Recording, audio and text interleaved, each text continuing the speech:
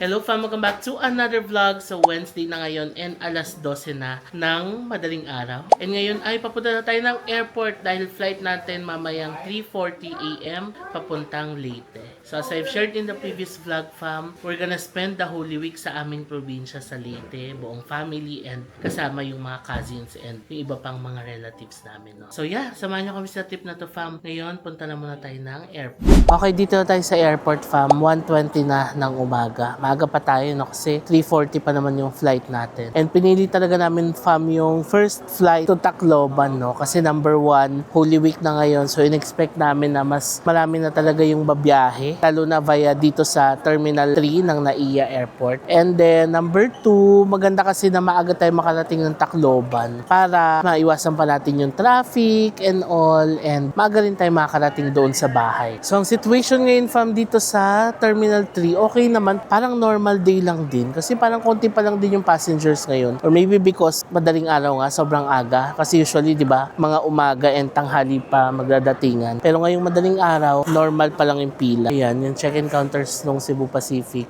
kaunti lang. So ando na si Sis at si Zach. Ayan, nagpiprint sila doon ng baggage tag and boarding passes. Ito na sila fam. Hi! 안녕하세요.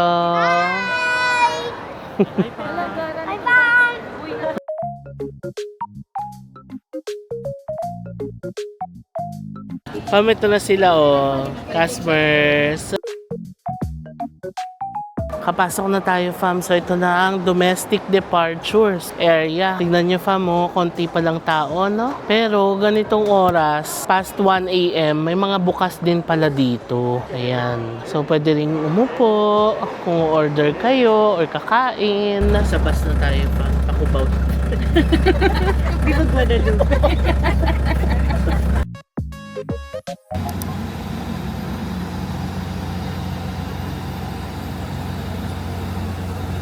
Tacloban na kami fam. Yun naman ang masarap pag no, domestic flight. Ang bilis. Katulog na si baby.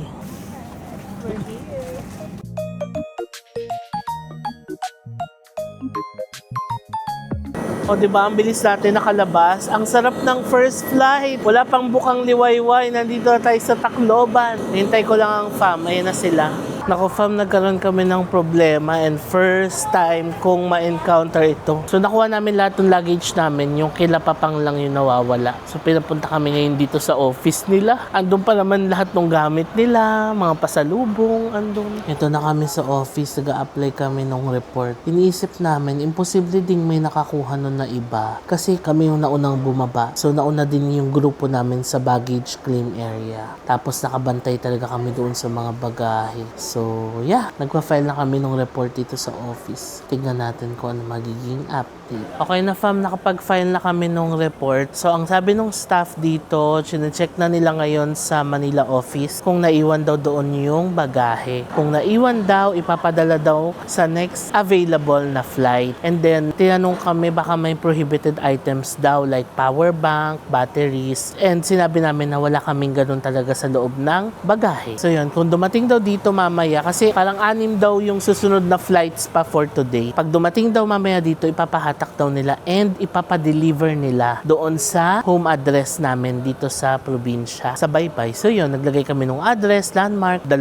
contact numbers, may papel din. Pwede rin kami mag-follow up kasi may nilagay silang number nila dito sa papel. So yun lang ang process. The waiting game begins. So hopefully, makita naman doon sa Manila, and maipadala din within today. And sana maagang maipadala kasi andun yung mga gamit nila papang. Pero yeah, dagan talaga, it happens and ang magagawa lang natin is maghintay and let's hope na naiwan lang doon sa Manila yung bagahe. Okay, ito na pa mga ating service. So hintayin na tayo ng update sa bagahe natin mamaya. So ito ang ating service ngayon fam, since marami-rami tayo, medyo malaki yung aming inarkila na bus. Ano yung taray ng ating tourist bus? Ang lakas makaturista.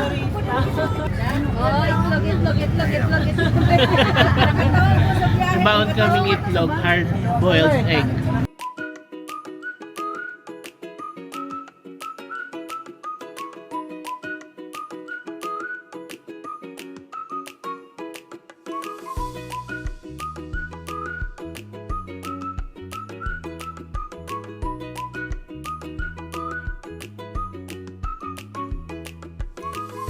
So as usual, stop over muna tayo fam sa MacArthur Landing Memorial Park. Ang ganda kasi may sunrise pala dito sa boulevard na ito. Ayan, naabutan natin yung sunrise. Tapos may nagzo-zumba doon.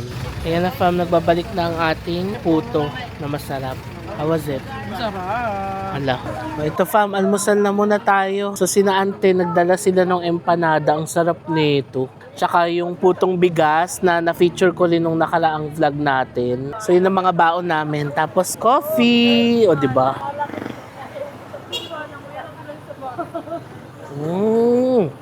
Ang sarap ng empanada. Meron siyang potato, egg, pasas, and giniling. Then we have coffee. So, nasa MacArthur Landing Memorial National Park. Ang ganda ng punta natin ngayon kasi sunrise. Tapos, hindi maulan. Nung nakaraan nandito tayo, maulan-ulan, di ba? Pero ngayon, maganda ang panahon. Thank you, Lord.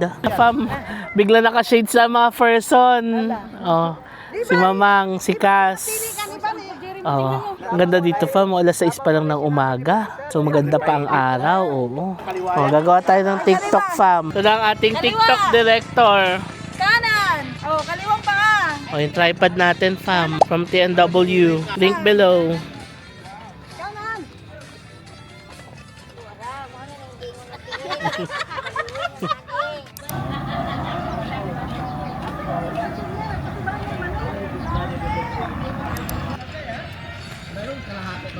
Three, four, and 1, 2, 1, 2. Right, right, left, left, and kick, kick, kick, kick, kick, kick, kick, kick, kick.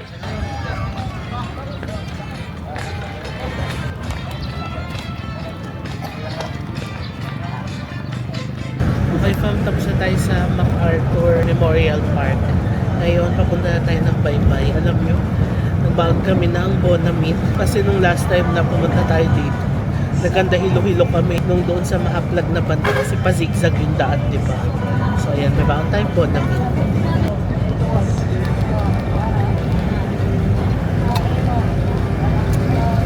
Hello fam, so update, nandito na tayo sa Baybay. Alas 9 na ng umaga. So nakatulog kaming lahat. Na-survive natin ng zigzag road sa Mahaplag, no? Pero pagising-gising ako dun sa zigzag, pero nakakatulog pa rin. Mas lamang yung antok ko kaysa sa zigzag. So thank you Lord na survive natin. And uminom din kasi tayo ng Bonamin kanina. Baka nakatulong din yun at hindi tayo nahilo. Oo. Sorry. Bonamin. Tulog ka lang sa akin, naka-Bonamin yata. Oo. Same ganun din ako. Nagising-gising ako nung zigzag na, pero mas lamang yung antok ko. Sabi ko lang yun, no? Okay fam, so nandito na tayo sa ating next stop, ang Visayas State University. Ayan. So visit lang kami dito fam, kasi malapit lang naman ito sa Baybay. And isa ito sa pinakamagagandang state university sa Pinas, no? Ayan siya. So magpe-picture lang kami doon kay malakas at kay maganda. So itong VSU fam, para daw pala siyang UP dito sa Visayas, no? So malaki siyang campus, parang 1,100 hectares. Mula doon sa baba ng bundok, tapos hanggang dito. Parang mountain to ocean ang sakop na lupain, no? So ganun siya kalaki. Tapos dineclare din pala ito ng Department of Tourism na one of the tourist spots dito sa Visayas. Kasi nga, maganda yung flora and fauna nila dito. Tingnan niyo fam, ang ganda dito. Ang daming mga halaman at bulaklak. Andito na tayo sa College of Education. Ito na fam, College of Arts and Letters, Arts and Languages, tapos Department of Philosophy and Social Sciences. Ito na fam, si Malakas at si Maganda. Ayan, dito tayo magpipicture. VISCA, Visayas State University.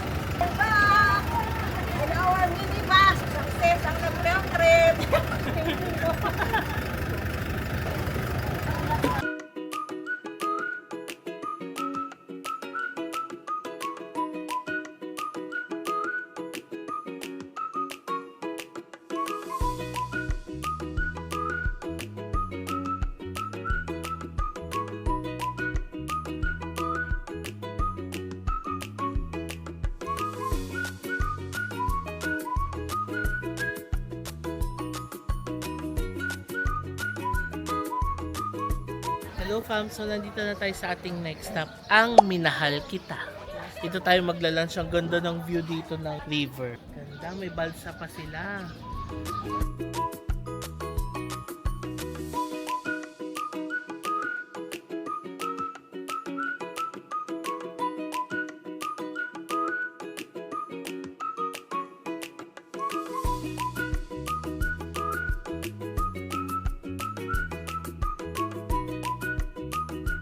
Bawat kubo may mga hugot, katulad nito. Bakit ngayon ka lang? Knock.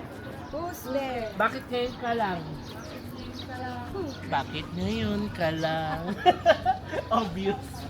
Bakit ngayon kung kailan na ating mundo meron ng laman? Meron pa. Yung akala mo minahal ka niya, pero hindi pala. Oh, ito na fam, kain tayo. Ang ganda ng view natin dito. Ayan ang fam, early lunch. Kubo style.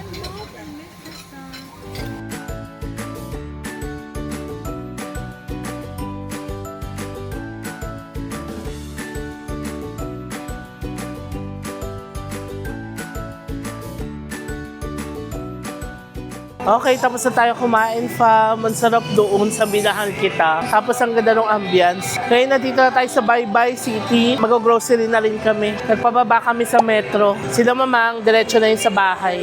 So ngayon mag-grocery tayo fam. Para mga essential sa bahay, pagkain. Bibili din tayo ng pang-binignit kasi magbe-binignit tayo sa Biyernes Santo. Yan, bili tayo sugar. Para saan sugar? Pang kape? O kasi yung kape namin fam, black coffee.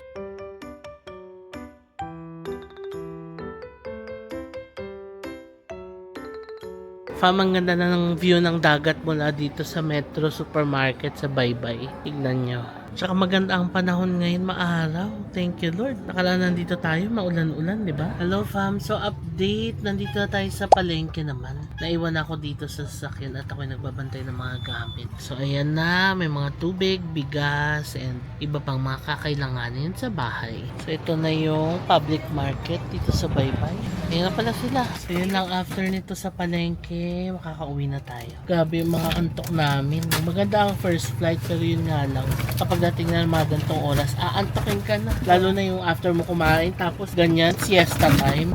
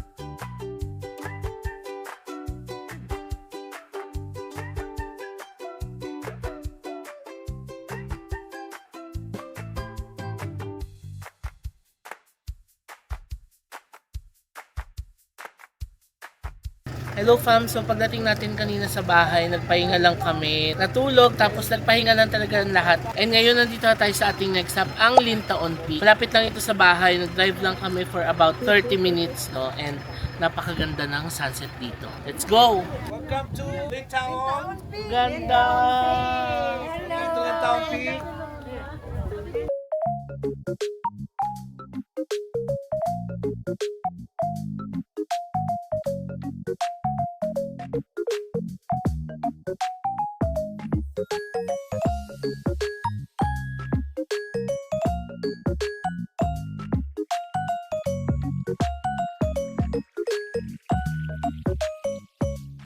Grabe fam, this is one of the best sunset spots na nakita ko dito sa Pinas. Tara, akyat tayo dito.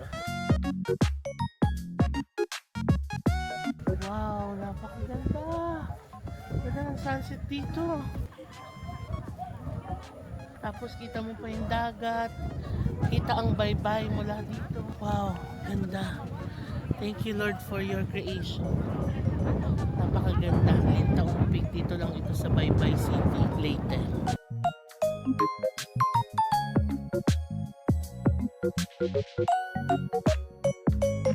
Ayan na fam, tuluyan na pong bumaba ang sunset. And ang masasabi ko lang ay one of the best spots talaga. Napakaganda ng sunset dito. And alam nyo, hindi lang sunset ang makikita dito. Pati ang moon nandito sa kabila. So meron ding moon dito. Ang ganda dito. Very peaceful and relaxing. Ang ganda ng ambience. Mahangin and sobrang green pa ng mga bundok nila. Buhay na buhay. Ganda. Tapos kita rin dito yung 4 islas. Yung Digyo Island, Mahaba Island, and yung iba pa.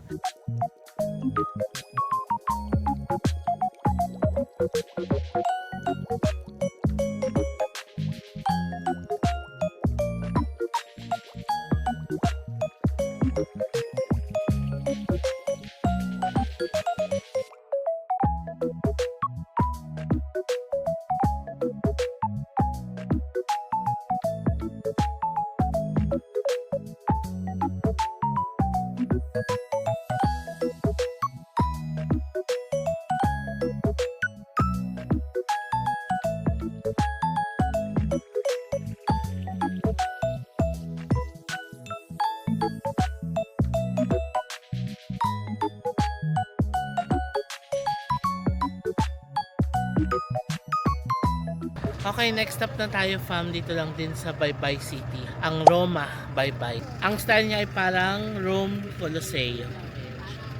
Roma Baybay. Okay fam, 7:30 na ng gabi and nakabalik na tayo dito sa bahay. Ayan na ang baybayon ulit. Kaso wala na tayong view kasi gabi na. Bukas ng umaga ko na ulit siyang papakita sa inyo. So ngayon, magde-dinner na muna tayo. Kain na tayo fam, itong ulam natin. Sinigang na isda. Tapos meron tayong pritong isda and paksiw. Kain na tayo fam. So meron tayong mumpong. Ang mumpong na isda. So binalutan to ng dahon.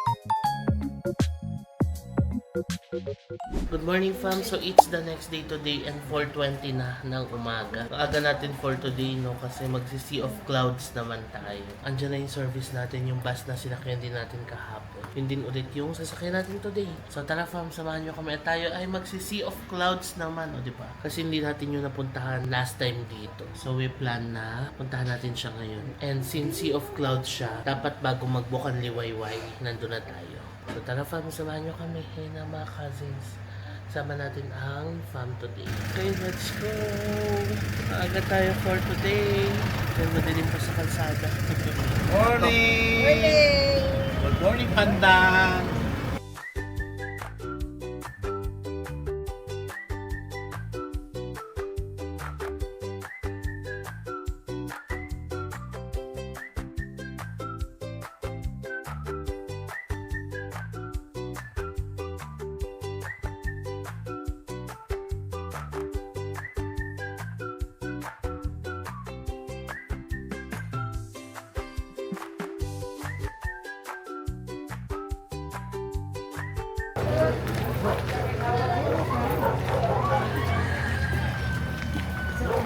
Okay Okay fam, so nakababa na kami. Palang Sea of Clouds ay part na ng Mahaplag. Remember yung dinadaanan natin na may pa-zigzag-zigzag road. Ayan, so bumaba na kami dito. Meron daw mga sakayan ng habal-habal paakyat doon sa taas.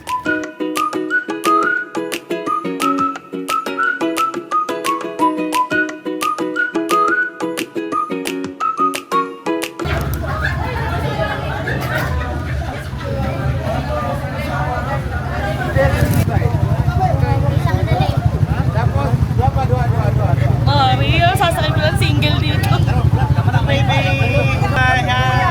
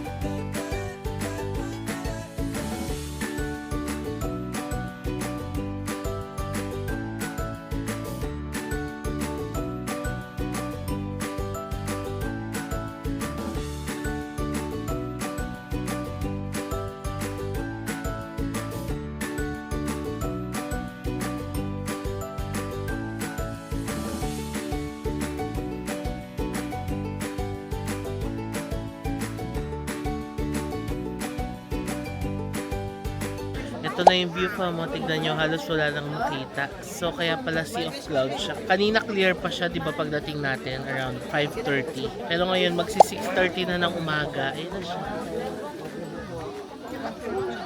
Tapos, maraming tao dito. Ayan. Ano, ganda pa mo. Ayan, napupunta na yung mga ulap dito.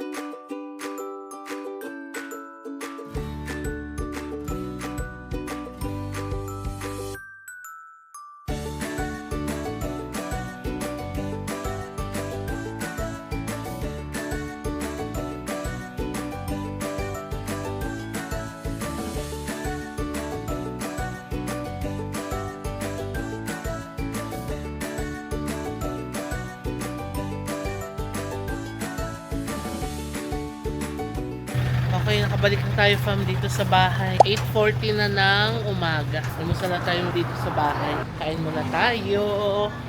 Yan lang fam, mapapakita ko na sa inyo ang dagat. Ayan na ang ating dagat dito sa likod bahay. Ready na ba kayo fam? Wow!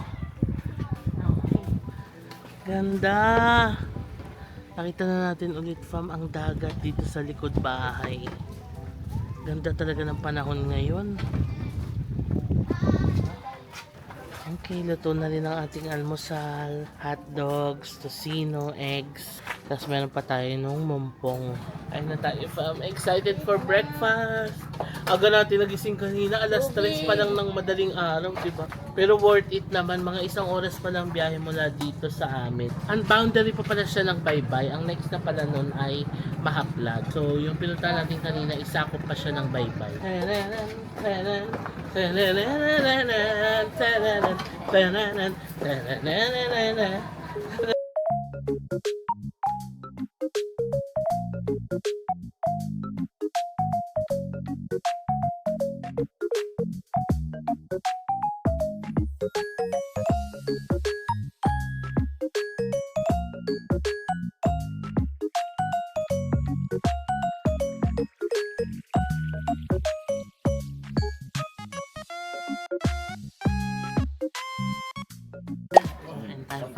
Meron tayong danggit at pusit na ballpen. Ayan, sarap na ito.